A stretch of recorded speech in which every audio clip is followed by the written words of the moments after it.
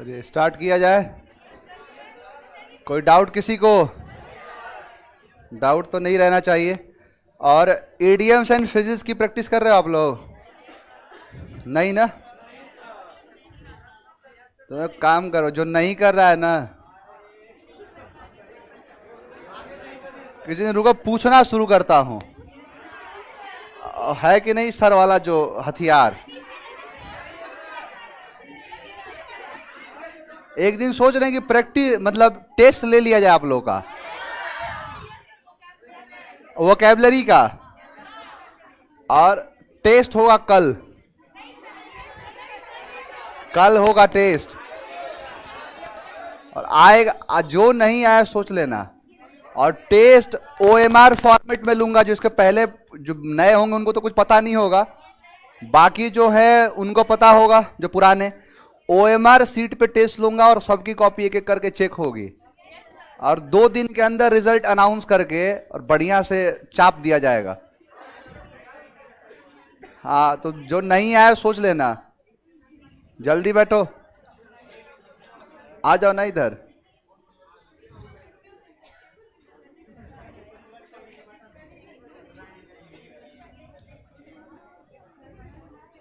चलिए स्टार्ट किया जाए। इडियम्स एंड फ्रेजेस है। पहला वर्ड है whole bag of trick. Whole bag of trick का मतलब होता है सभी तकनीकियों का उपयोग। यानी देखो, एवरी पॉसिबिलिटी, जैसे नहीं करते हैं कि किसी क्वेश्चन को करने में जितनी भी पॉसिबिलिटी हो सकती है, क्वेश्चन नहीं कोई काम करना है। यानी नहीं कि हर मापदंड अपना लेना, यानी हर संभव प्रयास करना। जो भी पॉसिबिलिटी हो सकती है उस पॉसिबिलिटी से होकर गुजर जाना, वही कहलाता है होल बैग ऑफ ट्रिक। जैसे जितना वोकैबुलरी जो पढ़ाता हूं उसमें जितने तरीके से, अब ट्रिक का एग्जिस्टेंस तो है ही नहीं। वोकैबुलरी की दुनिया में आप देखोगे तो सब PDF से काम चलाते हैं। मैं PDF से नहीं काम चलाता। आपको जिस प्रकार से हो सकता है, जिस प्रकार से समझा सकता हूं, जिस प्रकार से जो चीजें निकल सकती हैं, उन सारे ट्रिक का इस्तेमाल करके आपको पूरा का पूरा बैग दे देता हूं, जो दिखाता है क्या, सभी तकनीकियों का उपयोग। यानी एवरी पॉसिबिलिटी को कहा जाता है whole bag of trick. Next word है टॉल टॉक। टॉल टॉक का मतलब होता है डींगे हाँकना। टॉल टॉक का मतलब नहीं होता जैसे बोस्टिंग करना, ब्रैगिंग कराया था ना। ब्रैग का मतलब होता है कि कोई चीज को बढ़ा चढ़ा कहना। जैसे ये क्वेश्चन पूछा था KBC में, 6 लाख की कुछ लाख का क्वेश्चन था ये। उसने पूछा कि brag, what is the meaning of brag, और लगा दिया था इडियम्स में ही लगा दिया था। उसका मतलब होता है कि बढ़ा चढ़ा कोई सेखी बघारना, और सेखी बघारना एक इडियम है, मुहावरा है, जो दिखाता है कि बड़े बड़े कोई चीजों को बढ़ा के, ऐसे कोई नहीं होता है किसी के पास कोई एक एबिलिटी होती है, कहे कि मेरे चाचा विधायक है, फूफा सांसद हैं। नीतीश कुमार, ये तो मेरे चाचा जी के साथ रहते हैं। चाचा जी हैं तो वो हैं, नहीं रहे तो ये भी ना रहे। तो क्या कर रहा है ये, बढ़ा चढ़ा के बात कर रहा है। तो टॉल टॉक, देखो टॉल का मतलब लंबा, टॉक का मतलब बातचीत। और कोई लंबा लंबा कोई फेंके वो क्या है, सब डींगे हाँकना, बोस्टिंग करना, ब्रैगिंग करना। एक और शब्द होता है चार्लतन करना। कराया हूं ये, 4 लात मारो जो चार्लतन करता है, सिकी बघारता है। नेक्स्ट वर्ड है रेयर बर्ड। रेयर बर्ड का मतलब होता है असाधारण व्यक्ति। यानी कोई भी चीज व्यक्ति के लिए, व्यक्तित्व की बात तो होती है यहां पे। रेयर का मतलब होता है शायद, और रेयर से एक शब्द बनता है रेयरली, यानी शायद ही। तो रेयर का मतलब होता है कि जो शायद ही हो। बर्ड का मतलब चिड़िया। अब यहां चिड़िया से चिड़िया की बात तो होगी नहीं, कुछ तो अलग करेगा ना। तो वही अलग क्या कर दिया कि रेयर बर्ड का मतलब यह हुआ कि जो असाधारण है, जो नॉर्मल नहीं है, एब नॉर्मल है। एन एक्सेप्शनल पर्सन और थिंग, कोई व्यक्ति हो, कोई चीज हो, वो अपने आप में रेयर बर्ड है। जैसे Khan sir is rare bird, exceptional हो गए। यानी जब भी कोई एक्स्ट्रा ऑर्डिनरी हो जाए तो उसको कहते हैं रेयर बर्ड। तो रेयर बर्ड दिखाता है किसी, जैसे कॉम्प्लीमेंट में यूज कर दिया जाता है। कोई डिसीजन है, जैसे जब आप राइटिंग करोगे ना, तो राइटिंग में इन सारी चीजों का बड़ा प्रभाव मिलता है। कि जब आप जैसे कोई चीज लिखाना है, आपको यह दिखाना है कि यह चीज बहुत ही अच्छा है, रेयर बर्ड है। अब रेयर बर्ड लिखोगे ना तो वो औरों से एक्सेप्शनल से बढ़िया एक टोन दे देगा, जिसका मतलब क्या हो जाएगा, असाधारण। अब देखो, व्यक्ति से व्यक्ति मत कर लेना। कोई भी चीज लिखा है ना, एन एक्सेप्शनल पर्सन और थिंग, यानी कोई ऐसा व्यक्ति या फिर कोई चीज, वही कहलाता है रेयर बर्ड। नेक्स्ट वर्ड है heads will roll. Heads will roll का मतलब होता है नौकरी से बर्खास्त कर देना, फायर फ्रॉम जॉब। जॉब से निकाल देना, जॉब से हटा देना, वही कहलाता है हेड्स विल रोल। यानी हेड का मतलब सर, रोल का मतलब होता है घूमना, घुमाना या फिर लपेट देना। तो वही कहते हैं कि हेड्स विल रोल, जिस दिन दिमाग घूमा नौकरी से निकाल दूंगा। तो वही क्या है, heads will roll, fire from job. अब हेड का मतलब सर, रोल का मतलब घूमना नहीं। जैसे बॉस वॉस होते हैं, अपने एम्प्लॉय को बोलेंगे करो जितना बदमाशी करना है कर लो, जिस दिन दिमाग घूमा तुमको घुमा दूंगा, यानी नौकरी से बर्खास्त कर दूंगा। तो वही है heads will roll. Next word है win by a nose. Win by a nose का मतलब होता है बहुत कम अंतर से जीतना। यानी जैसे एक कराया था by the skin of the teeth, था ना, जो कि बहुत ही कम मार्जिन को दिखा रहा था। यह भी कहता है कि विन बाय नोज का मतलब होता है बहुत कम अंतर से। अब देखो, विन का मतलब जीतना, नोज का मतलब नाक। ये ईडियम बना है जो हॉर्स राइडिंग होता है, जो खेल होता था। अब देखो जरा, आपको ना इस फोटो के माध्यम से बहुत बढ़िया समझ में आ जाएगा। जैसे देखो, ये भी है और ये भी है, दो घोड़े हैं।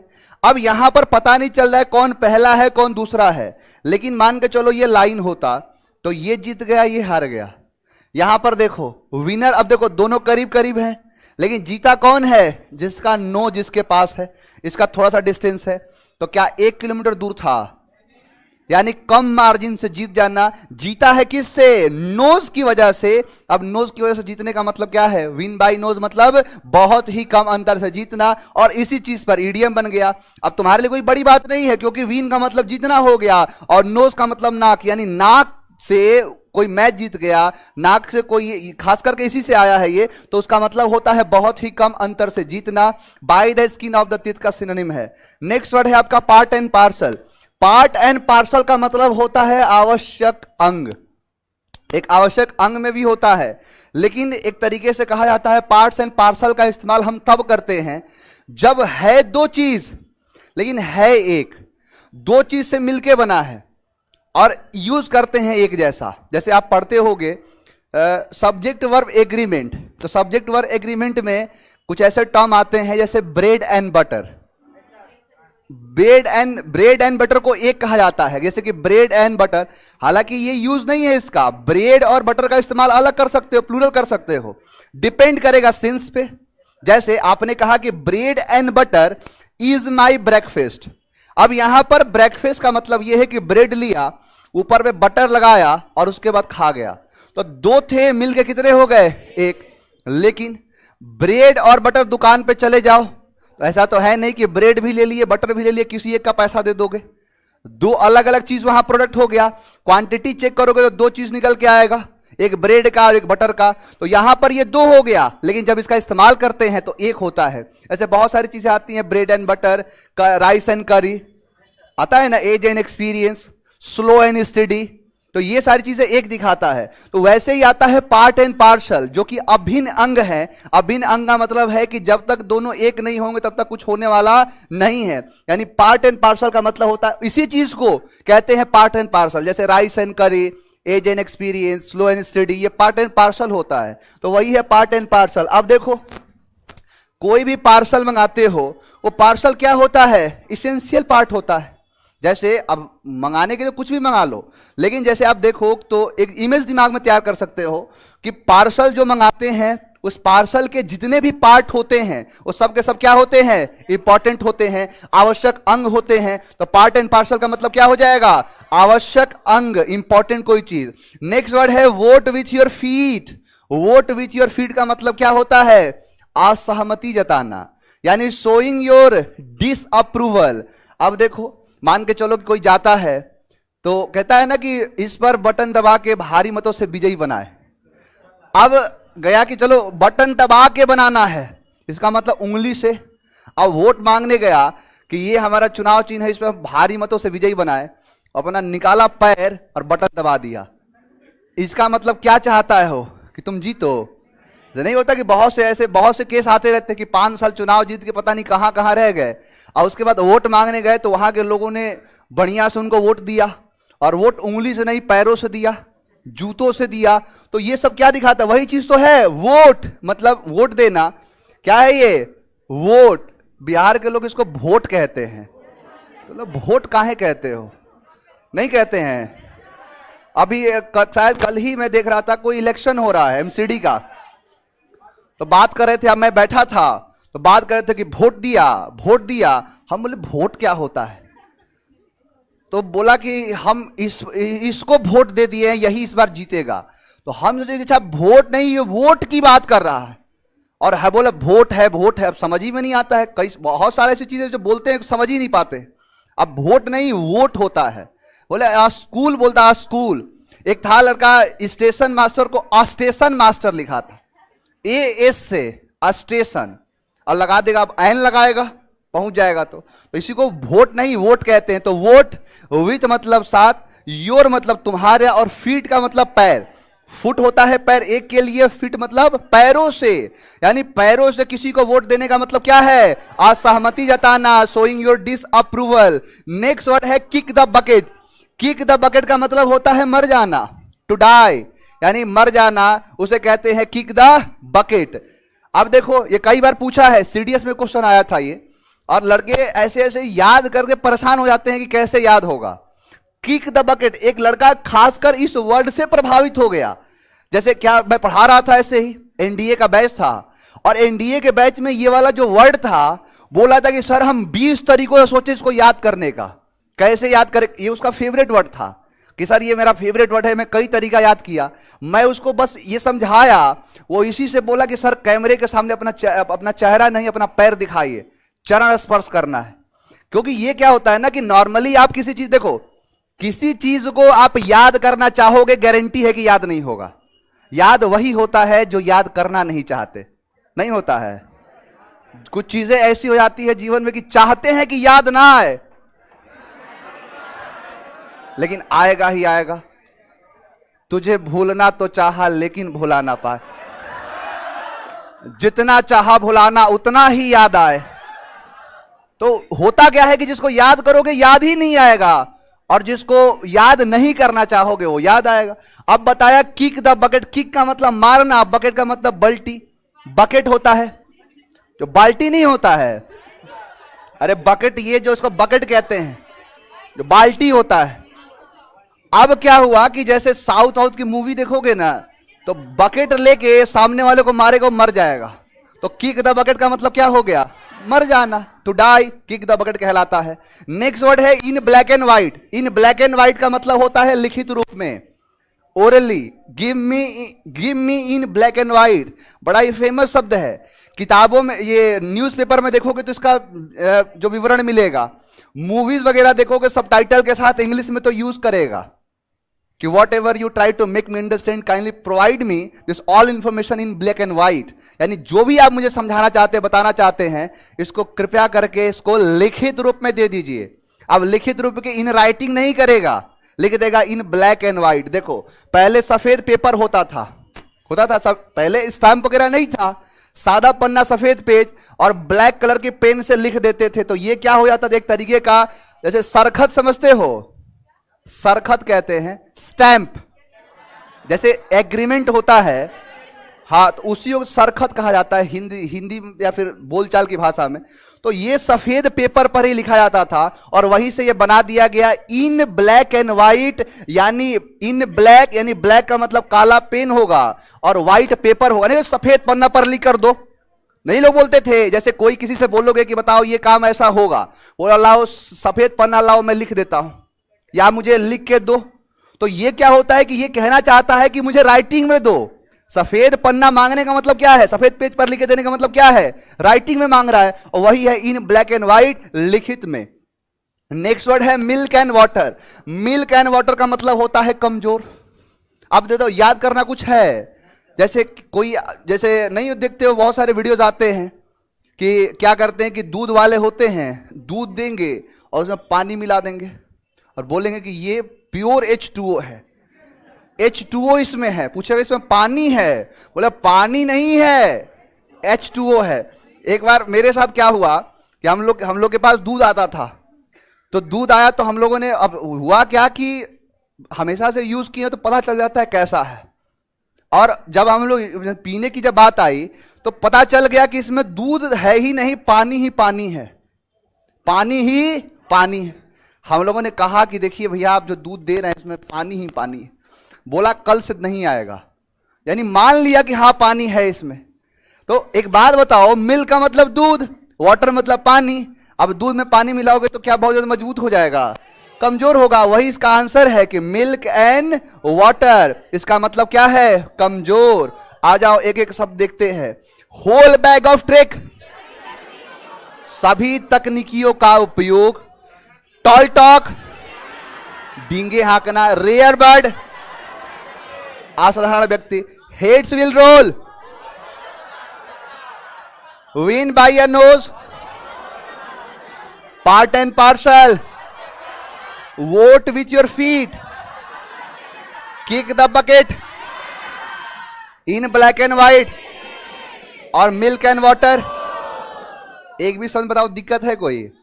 चलिए आगे बढ़ेंगे। एक बात बताओ, बहुत सारे बच्चों का यह कहना है कि सर प्रीपोजिशन में कुछ प्रॉब्लम्स आ रही हैं, प्रीपोजिशन का। और प्रीपोजिशन का बेसिक मैंने पढ़ा दिया था। बेसिक का मतलब क्या होता है कि जितने प्रकार के प्रीपोजिशन हैं, जैसे ऑन है, अबव है, ओवर है। अब इसका इस्तेमाल करते हैं ऊपर के लिए।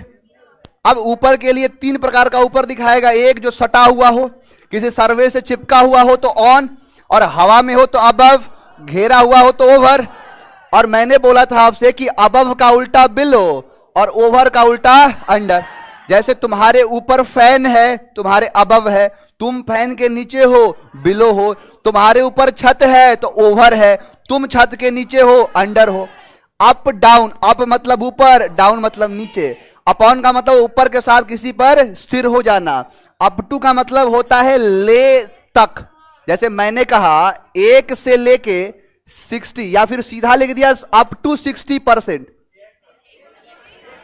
अप का मतलब ऊपर और टू मतलब तक, यानी 1 से लेके 60 तक।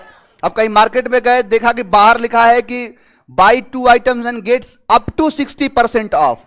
इसका मतलब यह नहीं है कि जाओगे तो 60% मिल ही जाएगा। यह है कि 1 से लेके 60% मिलेगा। हो सकता है 10% में मिल जाए, हो सकता है 20% मिल जाए। ज्यादा से ज्यादा कितना मिलेगा? 60%। कम से कम कितना मिलेगा? 1%। ये था अप टू। इन का मतलब होता है अंदर, इनटू का मतलब गति के साथ अंदर, और इनसाइड का मतलब अंदर के अंदर। टू मतलब तक, टूवर्ड्स का मतलब उसी तक, यानी उसी दिशा में। यानी जैसे मैंने कहा कि I am going to Patna, या फिर I am going to Patna junction, तो मैं पटना जंक्शन जा रहा हूं। लेकिन मैंने कहा आई am going towards Patna junction, मतलब पटना जंक्शन नहीं जा रहा हूं, पटना जंक्शन की तरफ जा रहा हूं। यह है टुवर्ड्स। राउंड, गोल गोल कोई चक्कर लगाना, लेकिन मोशन है। अराउंड का मतलब होता है स्थिर है कोई। राउंड अराउंड में दिक्कत नहीं है ना किसी को? कोई है तो बताओ। इसमें बड़ा ही क्वेश्चन पूछता है। इसी बार सीजीएल में पूछा है क्वेश्चन। अलोंग, किनारे किनारे, जैसे रोड के किनारे किनारे, तो अलोंग हो गया। अक्रॉस का मतलब होता है इस पार से, अगेंस्ट का मतलब खिलाफ, बिहाइंड मतलब पीछे, बिटवीन मतलब दो के लिए, अमोंग दो से ज्यादा के लिए। अमोंग्स आता है वॉल लेटर के साथ। बिसाइड का मतलब किनारे, और बिसाइड्स का मतलब अलावे, यानी इसके अलावे दूसरा है अपने पास। क्लियर है? अब देखो, ये पढ़ा चुका हूं, ये सब, ये सारी चीजें पढ़ा, इतना जल्दी बता दूंगा अगर नहीं पढ़ाया होता तो। अब देखो, यहां पर आपने ये देखा कि क्वेश्चन में कैसे हम यूज करते हैं प्रीपोजिशन का। एक क्वेश्चन मैं लेके आऊंगा, मैंने एक सीजीएल का भी एग्जाम हुआ है, 1-2 दिन पहले उसका आंसर किया आया है। और एक क्वेश्चन सीजीएल ने गलती कर दिया, उस क्वेश्चन में एरर है और उसका आंसर दिया है नो एरर।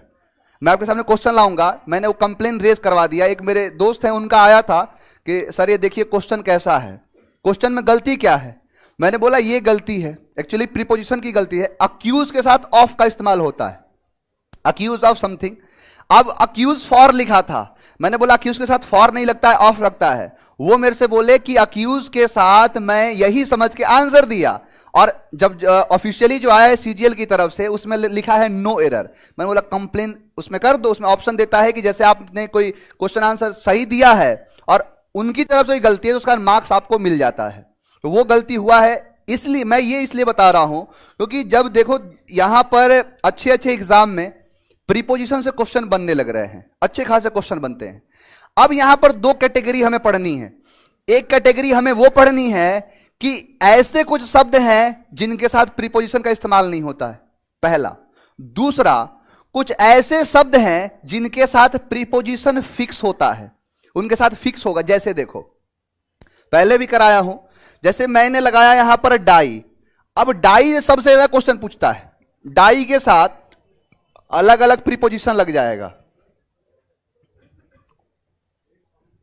देखो, डाई के साथ बाई लगाओ, डाई के साथ ऑफ लगाओ, डाई के साथ फ्रॉम लगाओ, डाई के साथ इन लगाओ, आता है ना। डाई के साथ विथ लगाओ। अब ये फिक्स है कि अगर डाई के साथ ऑफ लगा दिए, डाई के साथ बाई लगा दिए, तो इसका अर्थ जो है वो कुछ और देगा। जैसे अब डाई, इसका तो एक ही मतलब होता है मरना, लेकिन मरते बहुत तरीके से हैं। अब जैसे डाई बाई है, डाई बाई का मतलब क्या होता है? सुसाइड के द्वारा मर जाना। कोई सुसाइड किया, मर गया, उसे कहते हैं डाई बाई सुसाइड। कोई सुसाइड कर लिया तो वहां पर आएगा डाई बाई। डाई ऑफ का मतलब होता है मरना, लेकिन कोई रोग से मर जाना। जैसे कोई मलेरिया से मर गया, कोई डेंगू से मर गया, कोई टाइफाइड हुआ उससे मर गया, तो ये क्या है? ऑफ। मैंने कहा डाई फ्रॉम। अब डाई फ्रॉम का मतलब होता है ओवर ईटिंग से मर जाना। जैसे कोई खाना दे दिया खाने को और खाए जा रहा है, खाए जा रहा है, उसको मजा आ रहा है खाने में, और बाद में पेट में दर्द हुआ, हॉस्पिटल ले जाते तो प्राण त्याग दिया, वही क्या है? Die from. अब ये ना सुसाइड से मरा है, अब ना कोई बीमारी से मरा है, मरा है तो खाने से। डाई इन का मतलब होता है एक्सीडेंट में मर जाना। जैसे कोई एक्सीडेंट में मर गया तो डाई इन। डाई विच का मतलब होता है किसी के साथ मर जाना। सती प्रथा सिस्टम था, तो पति के साथ पत्नी को मार दिया जाता था, होता है ना। आप जब पढ़ोगे इंडस वैली सिविलाइजेशन या फिर उसके पहले का, तो आप एक कहानी पढ़ोगे कि वहां पर कुत्तों को भी दफना दिया जाता था। बहुत सारी घटनाएं आई हैं, तो वहां पर दफना दिया गया कुत्तों को। अब ऐसा तो है नहीं कि जिस समय आदमी मरा हो, उसका मालिक मरा हो, उसी समय कुत्ता तो मरेगा नहीं, मरेगा तो नहीं ना तुरंत। अब एक साथ थोड़े ना है कि एक ही साथ पृथ्वीराज चौहान और चंद बरदाई है कि दोनों एक साथ जिएंगे और एक साथ मरेंगे, दोनों अलग अलग मरेंगे। और ऐसा भी नहीं है कुत्ता मर गया तो उसके मालिक को भी मार दो, ऐसा भी तो नहीं होगा। तो एक साथ मरना यह है डाई विथ। अब देखो, अब लड़का इसको याद करता है लेकिन भूल जाता है, तो मैंने क्या बोला कि जिसको ज्यादा याद करोगे वही भूल जाओगे। याद ही मत करो, इसको सीख लो। देखो, डाई बाई का मतलब क्या होता है? सुसाइड करके मर जाना। जैसे बहुत से लोग सुसाइड करते हैं तो एक वीडियो बनाते हैं, क्या कहते हैं कि बाय बाय दुनिया वालों, अब मेरा मन नहीं है जीने का। तुम पापों की नगरी में जितने सब लोग हो, तुम्हारे पापों से अत्याचार, मैं अपना प्राण त्याग रहा हूं या रही हूं। और वीडियो बनाया, बाय बाय किया और यमुना नदी में कूद के जान दे दिया। कुछ भी में कहीं भी, तुम लोग लिटरली मत ले लेना, मैं याद करा रहा हूं, मैं एक इमेज दे रहा हूं कि जिससे आप कनेक्ट करके आंसर तक पहुंच जाओ। तो डाई बाई का मतलब क्या है? बाय बाय याद आएगा, तो बाय बाय किया, उसके बाद मर गया तो सुसाइड से मरा। डाई ऑफ है, देखो डाई ऑफ का मतलब होता है कि रोग उग से मर जाना, कोई बीमारी हुआ, अब वो कैसा बीमारी हो उससे मर गया। देखो लास्ट में लगा है एफ, और एफ से बहुत सारी चीजों को याद कर, जैसे फीवर हुआ, जैसे फीवर मतलब बुखार। जैसे बाजीराव जो था, तो बाजीराव का मरने का कारण क्या था? बहुत ज्यादा बुखार हो जाना, कहते हैं ऐसा था कि बहुत ज्यादा बुखार का हो जाना, जिसकी वजह से मौत हो गई अल्टीमेटली उसकी। तो डाई और एफ से फीवर याद कर लो, फैलेरिया याद कर लो, थायराइड याद कर लो, जो मन करे वो याद करो, फ्लू याद करो। यानी कहीं ना कहीं एफ से एक दिमाग में इमेज किसका बनेगा? कोई ना कोई रोग का। तो इससे क्या याद आएगा? कि रोग से मरना। यहां देखो रम है, ROM, एक होता है RUM। अभी हाल फिलहाल की घटना तो है, 200 लोग मारे गए हैं छपरा में, कि सिवान पता नहीं कौन सी छपरा में। अब बताओ, ये पीने से अब मरे हैं, तो डाई बाई लिखेगा, डाई ऑफ लिखेगा, डाई फ्रॉम। यानी शराब पी के कुछ ऐसा, मतलब खाने पीने की चीजों से मर जाने को क्या कहते हैं? फ्रॉम। अब ऐसा नहीं कि जहर खा लिया तो वो सुसाइड है, वो खाने पीने से सुसाइड में चला गया तो फिर क्या हो गया? बाई। तो रम से रम याद आएगा, रॉम रम, तो डाई फ्रॉम खाने पीने से मर जाना। डाई इन का मतलब होता है एक्सीडेंट में मर जाना, यानी कोई एक्सीडेंट हुआ उसमें। अब देखो इन है एक्सीडेंट में, इन का मतलब होता है में, तो एक्सीडेंट में मर जाना। डाई विथ का मतलब होता है साथ साथ, यानी एक साथ जीना एक साथ मरना, डाई विथ कहलाता है कि हम जिएंगे और मरेंगे एक साथ, तो डाई विथ। तो डाई विथ का इस्तेमाल जब भी होगा एक साथ जीने और मरने की बात करेगा, यानी एक साथ के लिए क्या जाएगा? Die with. अब देखो इससे जितने सारे क्वेश्चन है अब इससे बाहर नहीं जाएगा, अब इसी में बनेगा जो है die for. Die for, die for मतलब होता है के लिए, लो ये भी लिख देता हूं।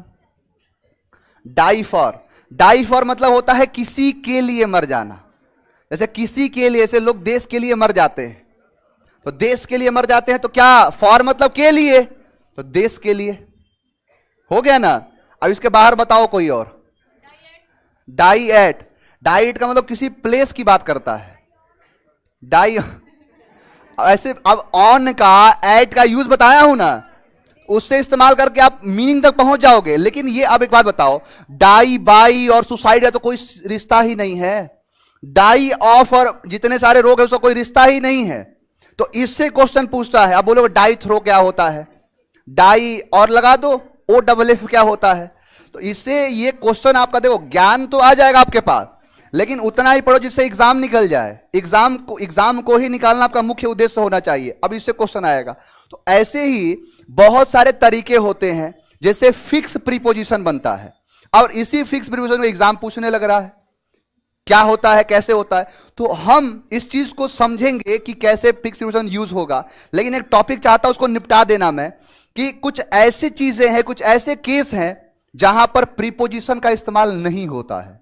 यानी अब अभी तक तो पढ़ रहे थे कहां पर प्रीपोजिशन लगाओ, किस जगह पर प्रीपोजिशन लगेगा, लेकिन अब पढ़ोगे कहां से प्रीपोजिशन हटेगा। यानी यहां पर है I caught him on last Monday, I saw her on last Sunday, I caught him last Monday और I saw her last Sunday. अब इतना, एक बात बताओ, पहले में कितने लोग हैं? कोई है? दूसरे में और तीसरे में और चौथे में? मुझे इसमें दिक्कत नहीं है, लेकिन मैं चाहता हूं कि जितने लोगों ने पहले और दूसरे में हाथ उठाया, जरा हाथ उठाओ एक बार फिर से। कोई है? अभी बताया कि हमें पढ़ना है कि कहां से प्रीपोजिशन को हटाना है, इशारा किया कि प्रीपोजिशन कहां से हटाओ, तो प्रीपोजिशन जहां से लगेगा वहां से मिटा देंगे। तो दो तो ऐसे ऑप्शन कुछ भी हो सही, ये तो नहीं होगा, क्योंकि पढ़ रहे हैं कहां से प्रीपोजिशन हटेगा। अब जरा कॉन्सेप्ट सुनो। जितने भी शब्द होते हैं next, last, today, tomorrow, yesterday, note करो। ये जो शब्द होते हैं कि नेक्स्ट हो गया, लास्ट हो गया, टुडे हो गया, टुमारो हो गया, यस्टरडे हो गया, इनके साथ प्रीपोजिशन का इस्तेमाल नहीं होता है।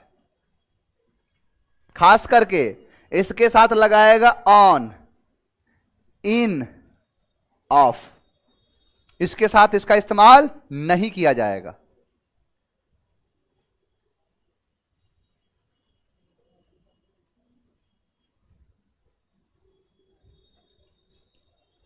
अब बताओ, अब एग्जाम में देखोगे कि कहीं पर लगा हो on next, on last, on today, on tomorrow, on yesterday, तुरंत काट दोगे ना, क्योंकि इनके साथ प्रीपोजिशन का इस्तेमाल ही नहीं करता है। डायरेक्ट अपने साथ ले लेंगे ऑब्जेक्ट, डायरेक्ट कोई ना कोई नाउन ले लेंगे, जैसे next class, on next class नहीं, नेक्स्ट क्लास। तो यही तो क्वेश्चन था कि आई कॉट हिम, अब ऑन लास्ट मंडे नहीं, लास्ट मंडे, तो लास्ट मंडे होगा। आई saw her, on last Sunday नहीं, लास्ट संडे, तो आई saw her last Sunday, I caught him last Monday. तो कितने शब्द थे? Last, next, today, tomorrow, yesterday.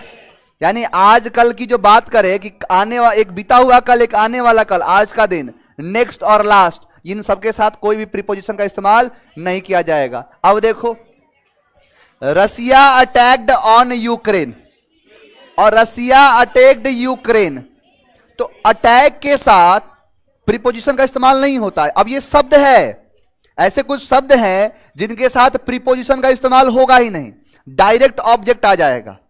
यानी अगर इनके बाद ऑब्जेक्ट है तो फिर बीच में प्रीपोजिशन आने की जरूरत नहीं है, क्योंकि सीधा ये क्या ले लेते हैं, ऑब्जेक्ट ले लेते हैं। ये अपने साथ ऑब्जेक्ट लेंगे। आप देखोगे ना तो बहुत सारे जगहों पे ट्रांजिटिव और इनट्रांजिटिव वर्ब का जिक्र कर देता है कि ये एक ट्रांजिटिव वर्ब है, इसलिए अपने साथ प्रीपोजिशन नहीं लेगा, ऑब्जेक्ट लेगा। और यही तो ट्रांजिटिव वर्ब पढ़ाया हूं कि जैसे किसी का प्रभाव पड़े तो प्रभाव पड़ेगा तो सामने वाला ऑब्जेक्ट, प्रभाव ना पड़े कॉम्प्लीमेंट, तो यही तो है। तो ये कह देता है किताब में, यही लिख देगा कि ट्रांजिटिव वर्ब के साथ हम डायरेक्ट ऑब्जेक्ट लेते हैं, उसके साथ कोई प्रीपोजिशन नहीं लगता है। अब ये सारे शब्द हैं, आस्क हो, एडवाइस हो, ब्रिंग हो, डिस्कस हो, डिस्क्राइब हो, एक्सप्लेन हो, गिव हो, सेंड हो, नोट करो इसे। इन सभी शब्दों के साथ कोई प्रीपोजिशन का इस्तेमाल नहीं किया जाएगा।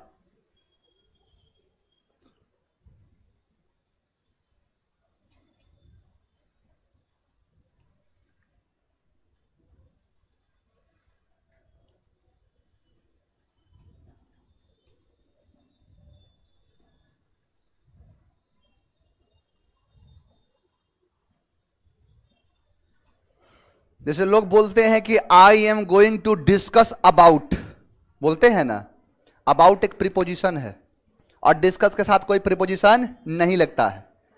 तो डिस्कस के साथ लोग अबाउट बोलते हैं। Ladies and gentleman, I am going to discuss about, about नहीं लगेगा। सीधा लिखो I am going to discuss और सीधा उस ऑब्जेक्ट का नाम दे दो, उस पॉइंट का नाम दे दो कि डिस्कस पॉल्यूशन, डिस्कस करप्शन। अब डिस्कस अबाउट नहीं।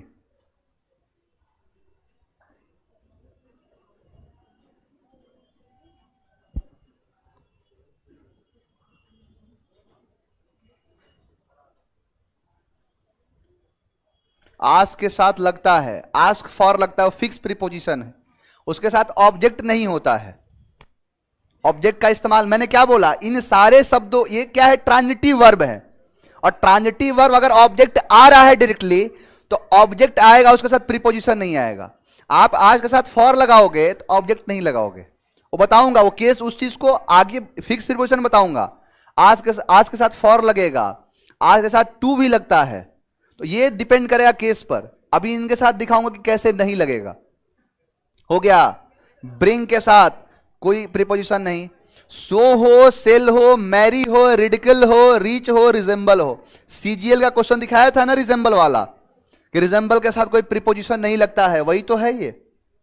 Ridicule, rich, Mary. अब मैरी के साथ नहीं लगता है, लेकिन मैरी के साथ जब आप पैसिव वॉइस बनाते हो तो लेता है। अब ये स्पेशल चलेगा ये। अभी तो एक आपको एक जनरल वे में एक इंफॉर्मेशन दे रहा हूं, अभी उसका डिटेल बाकी है।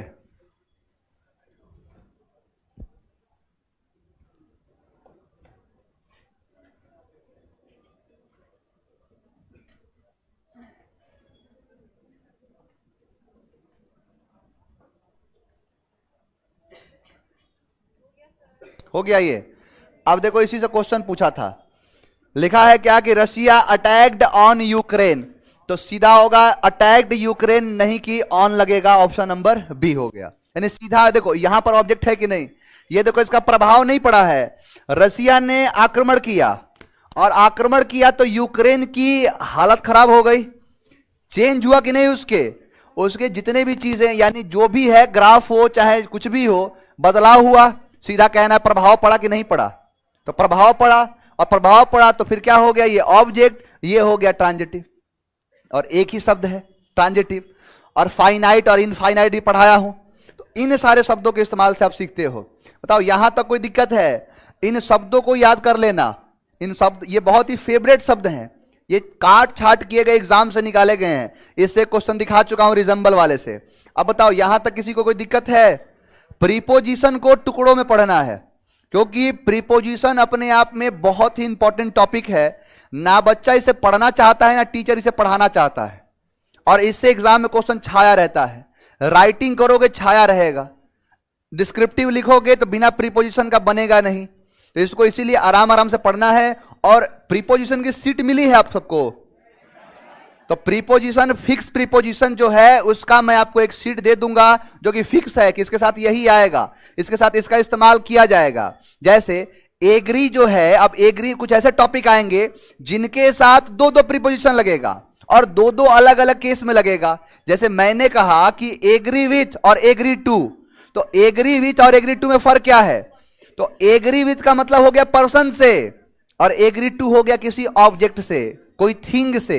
अब ऐसे कुछ शब्द होते हैं जिनको हमें पढ़ना है। कोई दिक्कत है किसी को? आगे बढ़ो। अब देखो ईडियम्स जो हमारा 25 तक हो गया था, यहां पर देख लो, a needle in a हेस्टेक। A needle इन अ हेस्टेक कराया हूं कि नहीं? कि घास के ढेर में सुई ढूंढने का मतलब क्या है? यानी अब देखो, पहले एक बात बताओ, पहले लिखा है कि be interested in swing. Swing मतलब सिलाई, और सिलाई में इंटरेस्ट दे रहा है, हटा दो। यहां लगा suddenly deciding to do farming. अब देखो निडिल से जोड़ दिया इसको और घास से जोड़ दिया फार्मिंग को, दो कट गया। Attempting something impossible, searching for small thing to do.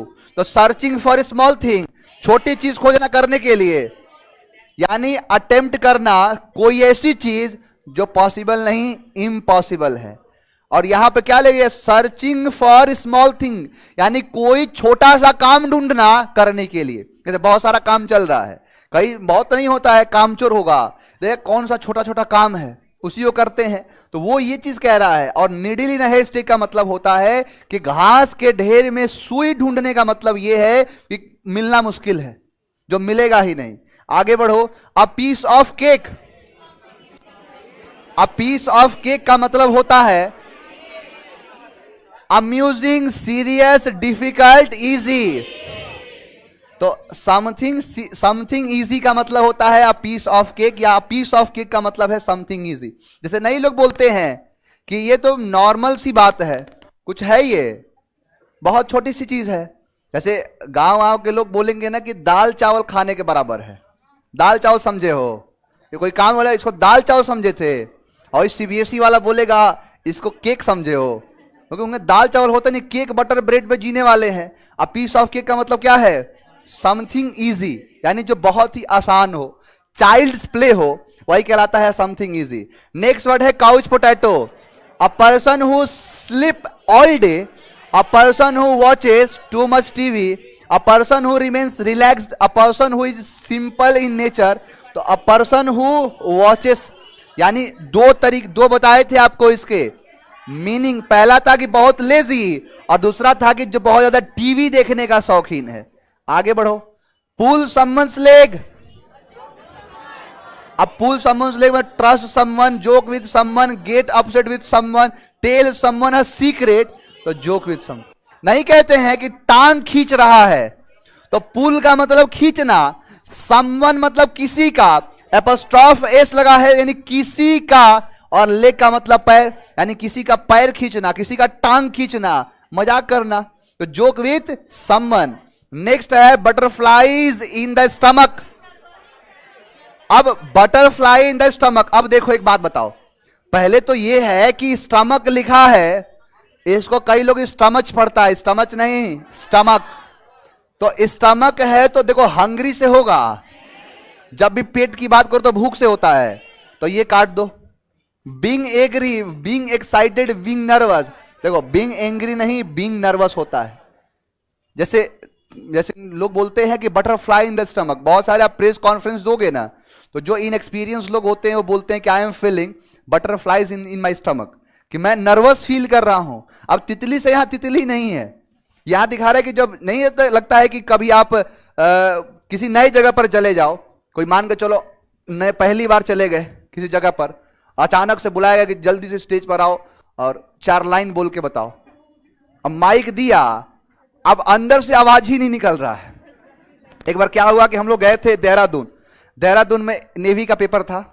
तो नेवी का पेपर होता था पहले हम लोग के टाइम पर ऑफलाइन, हम लोग के टाइम पर ऑफलाइन था, अब तो ऑनलाइन हो गया। तो उस समय जब पेपर क्या होता था कि पहले रिटन एग्जाम दे देते थे, तो रिटन एग्जाम देने के बाद बाहर ग्राउंड पर बिठाया जाता था, और 1 से 1.5 घंटे में रिजल्ट आ जाता था कि किसका किसका हो गया रिटन सिलेक्शन। तो क्या हुआ कि नाम बोला जाता है, तो नाम बोला गया कि सबका एक नाम, तो नाम इस पर मार्क होता है, नंबर लिखा होता है, किसी ने दिया होगा तो पता होगा। तो बोलता है कि उसका नाम बोलोगे ना तो खड़ा करके बोलेगा कि दिखाओ हाथ, तो हाथ दिखाएगा तो नंबर मिला के एक साइड दूसरे साइड बिठा दे जाता है। तो एक का नाम बोला गया, पता नहीं सुमित नाम था, क्या नाम था, तो बोला सुमित, पापा का नाम बोला, आवाज ही नहीं आ रही है। अब उसके बाद थोड़ी देर के बाद मेरा नाम बोला गया कि प्रियांशु, तो फिर मैं खड़ा हुआ, दिखाया, उसके बोला यस सर। अब बोले कौन हो तुम, कौन हो तुम, कौन हो, तो मैं तो दिखाया, तो चलो मेरा तो है, बोला तुम कौन हो, बोला सुमित। मतलब बोला गया था 3 मिनट पहले और निकला है अब।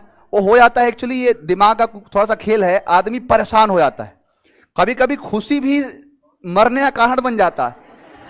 जरूरत से ज्यादा खुश का मतलब हो जाना, कोई खुश हो गया बहुत ज्यादा तो वैसे ही मर जाएगा। एक बार हुआ था, किसी हमारे रिश्तेदार के बगल के थे, तो उनके बेटे का एसएससी में सिलेक्शन हुआ, दिन भर मिठाई बांटे और शाम को चल दिए। तो यही सब कहलाता है बटरफ्लाईज इन द स्टमक, यानी पेट में तितली का होना मतलब क्या है, बीइंग नर्वस। नेक्स्ट वर्ड है apple of one's I.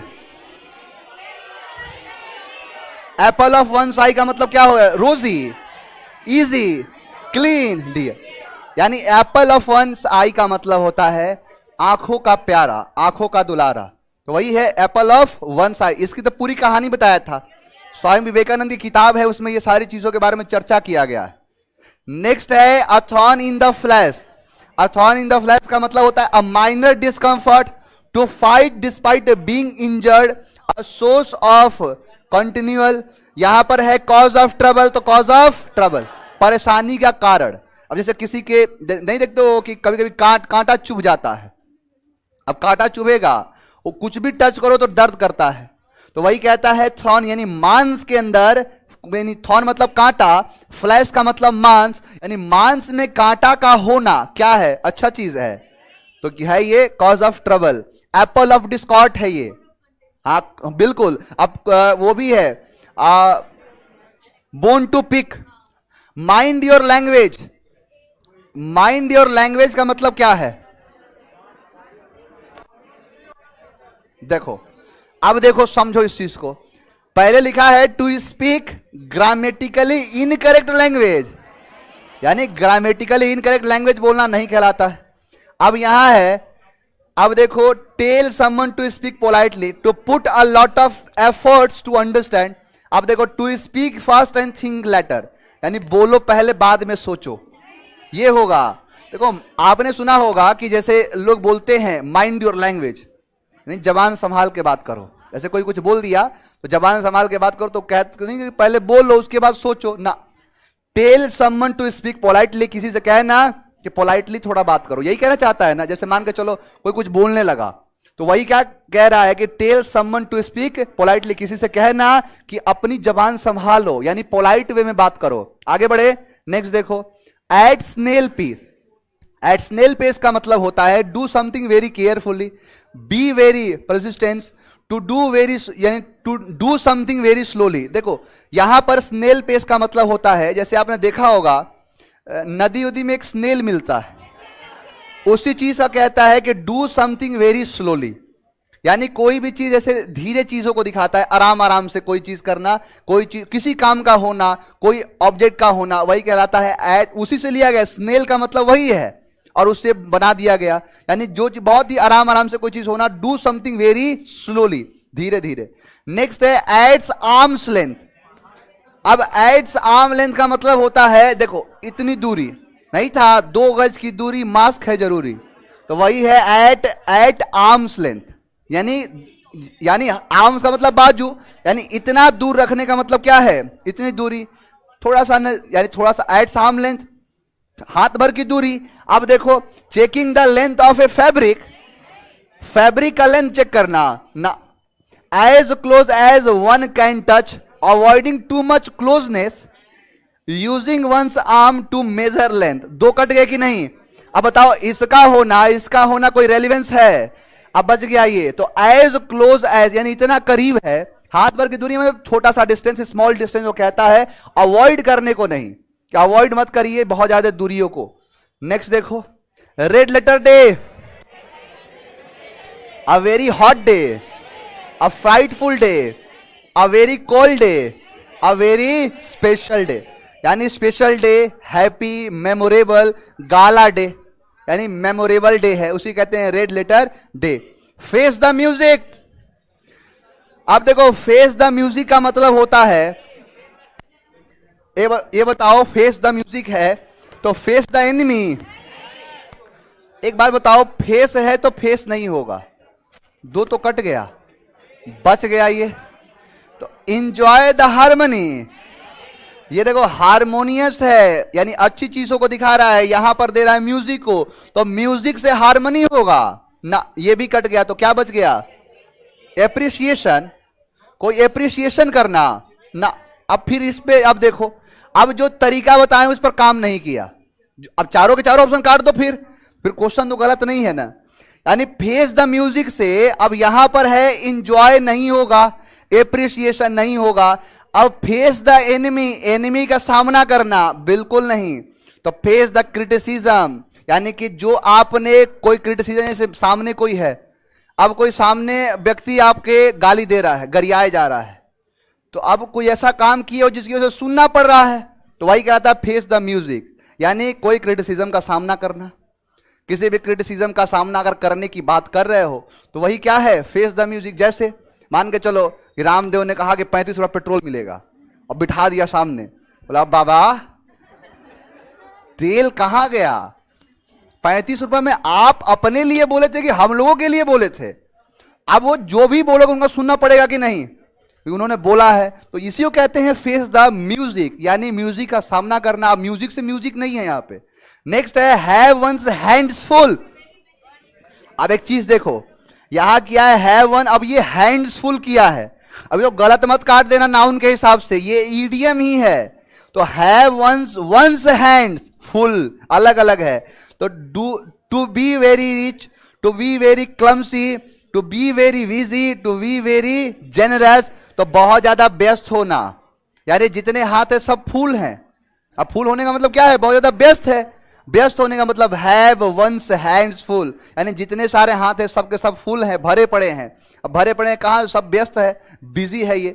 Next है to take the bull by the horn, यानी देखो टेक का मतलब लेना, बुल का मतलब होता है सांड, और हॉर्न्स का मतलब हो गया सींग। यानी जैसे मान के चलो उधर से आ रहा है और सामने से सांड आ रहा है और आप चल दिए। अब दो प्रकार के लोग होंगे, एक होगा डर के भाग जाएगा और दूसरा होगा कि सींग पकड़ लेगा और लड़ना शुरू। अब जो दूसरा प्रकार है जो सींग पकड़ के लड़ रहा है, एक बात बताओ, उसके हिसाब से देखते हैं तो फेस डेंजर, यानी कोई फेस करना डेंजर को बोल्डली। अब देखो टू एस्केप अनहर्ट, भागने की बात करेगा। टू एक्ट फुलिशली, यानी फुलिश तरीके से बिहेव करना। Do enjoy, to enjoy risky sports. एक आता है ना स्पेन का राष्ट्रीय खेल क्या है? बुल फाइटिंग, उसकी बात कर रहा है। अब देख रहे हो कट गया, बच गया क्या? टू फेस डेंजर, यानी किसी डेंजर का बोल्डली, दृढ़तापूर्वक क्या करना? मुकाबला करना, वही कहलाता है to take the bull by the horn. अब देखो to grease the palm, bribe लग रहा है, ग्रीस लगाना, तो वो क्या दिखाता है कि घूस लेने की बात कर रहा है। गिफ्ट ऑफ द गैब, अब देखो एक बात बताओ, गिफ्ट होगा? नहीं होगा। Achieve sudden greatness, have the ability to adapt, adapt करने का। Have the talent to speak well, ध्यान देना गैब का मतलब ही होता है बकबक करना। जैसे किसी के पास टैलेंट है, एबिलिटी है, बकबक किए जा रहा है। संबित पात्रा क्या है? गिफ्ट ऑफ द गैप, यानी कि जैसे उनके पास ईश्वर से वरदान मिला है कि वो कुछ भी बोलते हैं तो ऐसा लगता है, क्या लगता है कि बस बोले जा रहे हैं, तो वही है गिफ्ट ऑफ द गैप। यानी गिफ्ट ऑफ द गैप का मतलब है कि have the talent to speak, उनके पास टैलेंट है बोलने का, वही क्या है? Gift of the gab. Green thumb, इसको थम कहते हैं, थंब नहीं, थम होता है। ग्रीन थम, ग्रीन थम का मतलब, अब जैसे मान के चलो कि किसी का हाथ है, अब हरा हरा है, यानी उसके अंगूठे सब क्या है, हरे भरे हैं। अब उसके हिसाब से देख लो। अब देखो, to have talent in painting, painting से नहीं, to be angry, to be envious. देखो एनवियस का मतलब होता है जलन, यानी नहीं ईर्ष्या होता है, नहीं मतलब कितना सुंदर है, जलन है ये। तो वही है क्या, to have talent in gardening, यानी जिसके पास टैलेंट है गार्डनिंग का, यानी बागवानी करने का शौक जो रखा है, उसे कहते हैं ग्रीन थंब। चलिए बाकी कल मुलाकात।